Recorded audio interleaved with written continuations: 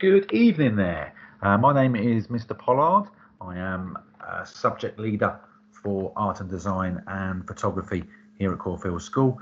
And this evening I'll be briefly presenting to you some of the key components of the two courses offered at A-level, running through the core content, the entry requirements, the key skills learned over the 2 years, and then looking at some of the possibilities for movement onto further education and the career paths, the job opportunities at the end that students will have the opportunity to move into with the skills learnt over these 2 years.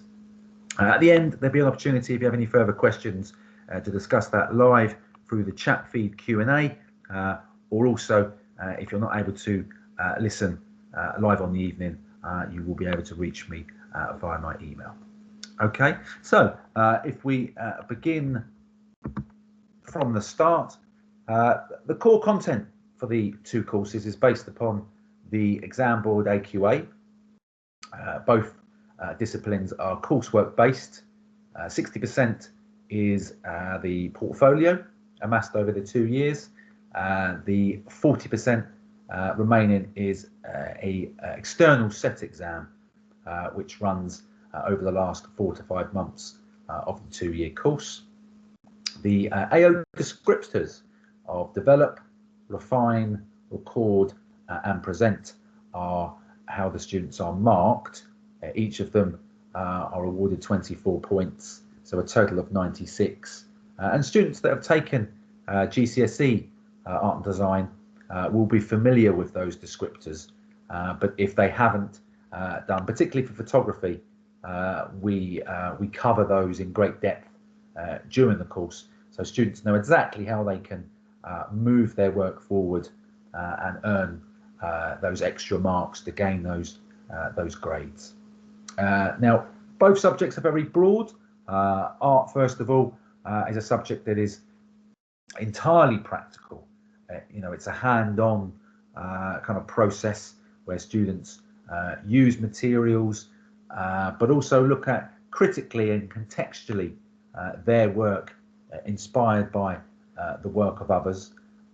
It may be 2D or 3D processes. Students can develop really their own ideas. They will shape the direction that their work goes in, given that expert guidance and support, but it can be anything from paint, print, photography, 3D materials, textiles, film, performance. A subject like art is really open to be shaped by the students.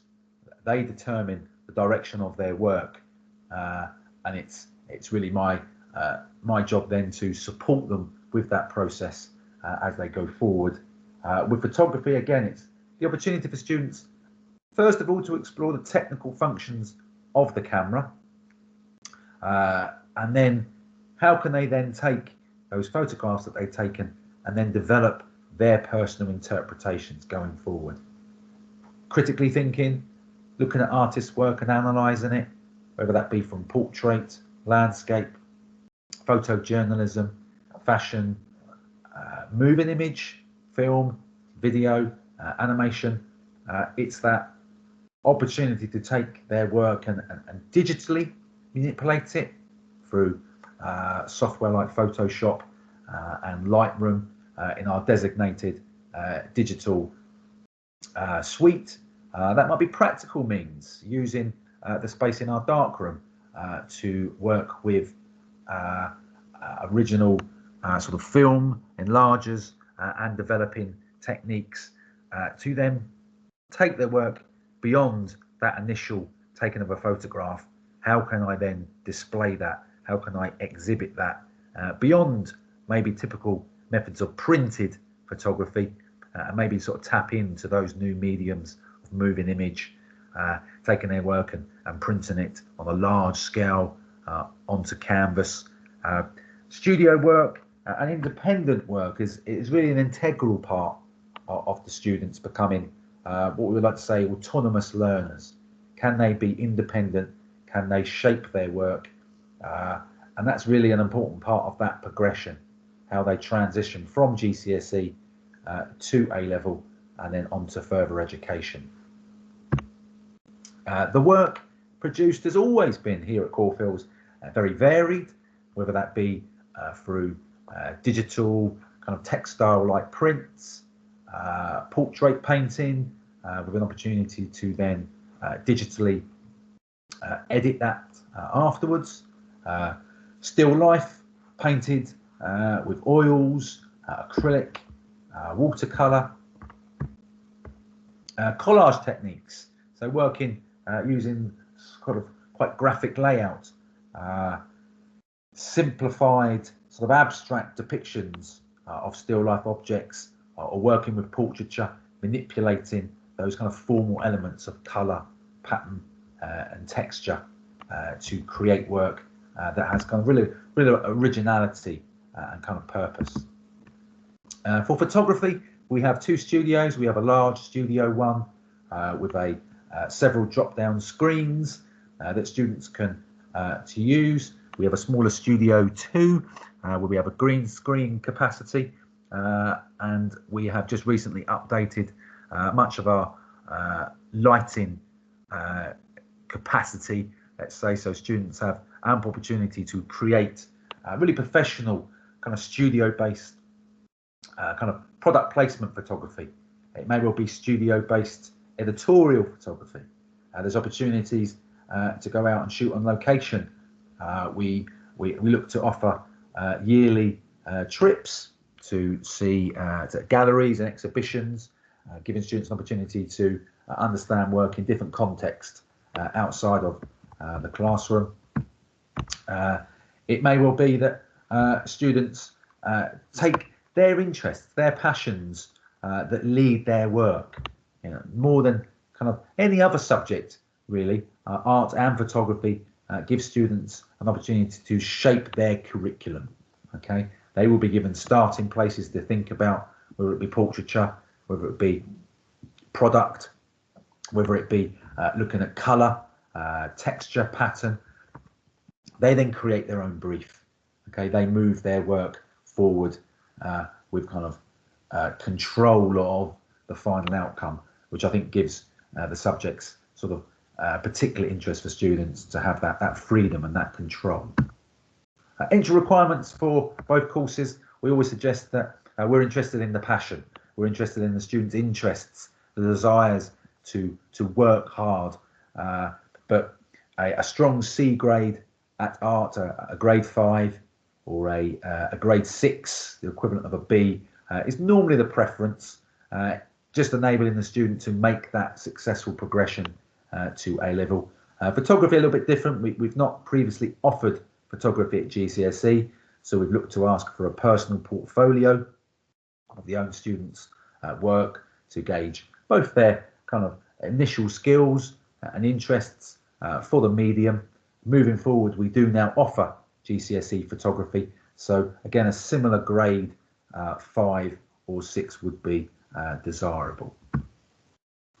Key skills, as you can see there, it's a kind of, for both of the disciplines of art and photography, it's about that use and knowledge and understanding of the work of other artists, other craftspeople, other designers.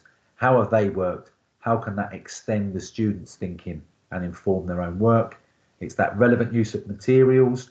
How is a certain material or technique or process best going to explain the ideas, the feelings and the meanings that the students are wishing to interpret?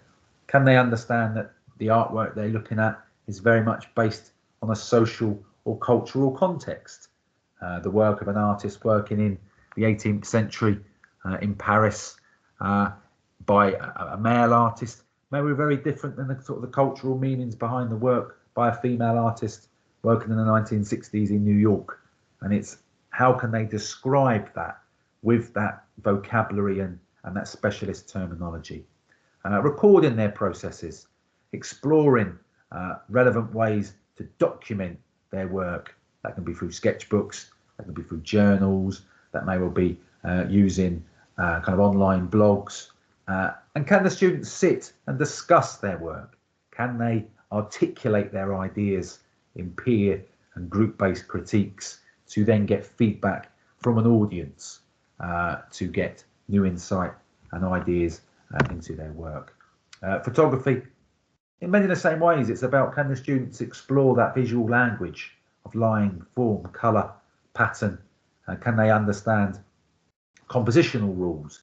Can they look at aperture, depth of field, shutter speed, the technical side of using that camera, the lens, the filters? Can they understand how that is merely just another medium that they are conveying their ideas? And then once they've taken those photographs, can they then think of ways appropriately to present that, to exhibit that, to lay that work out, whether that be in traditional sketchbooks or producing work, sometimes more regularly now online. We've begun to ask students to create their own websites and blogs to document their journeys. Future pathways, really possible options for students after the 2 years are either to take routes through foundation courses or straight to the degree level. Possible areas may take them onto apprenticeships or routes into the workplace.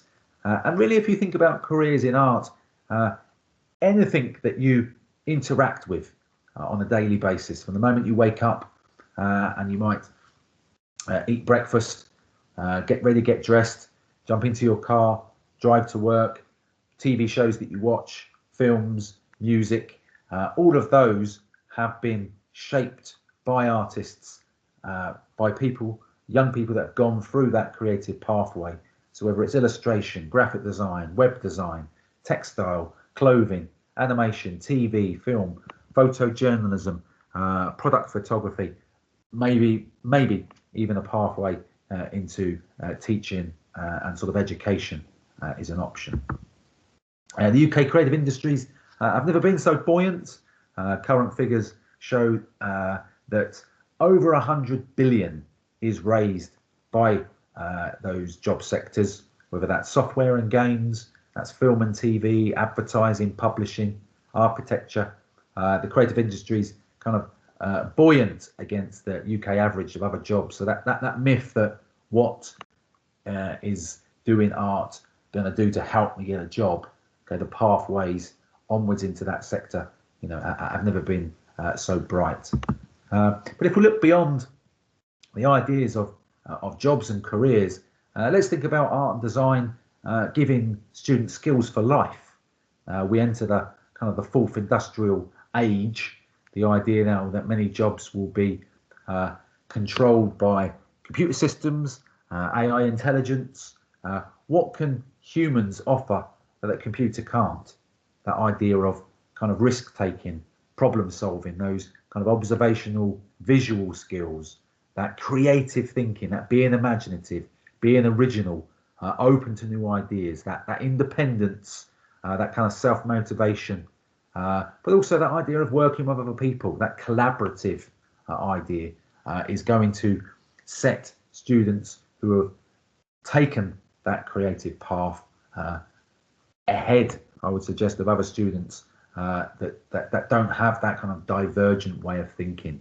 And more recently, when we've looked at the way that we've lived in a changing world where we've been isolated, we've been away from our loved ones and family, where have we turned to for solace and to bring brightness back into our lives, whether it be art, creativity, TV, music, film. It's those kind of creative outlets that have been so important, and they're the things that we sort of really aspire our students to be thinking about, and that kind of shaping the future. Okay, and it's those skills that they will learn over the 2 years, looking at subjects like art and photography. So finally, I'd like to thank you for taking the time to drop in for this presentation. I will be available here now live for you to answer any questions on the Q&A chat on the feed. If you're not able to be here live tonight and you're watching this video later on, I will happily answer any questions and give further details on the courses if you email me directly on rpollard@caulfields.net. Okay, so thank you again. Any questions, do please drop them into the feed and I'll be only too happy to answer them. Thank you very much. Enjoy the rest of your evening.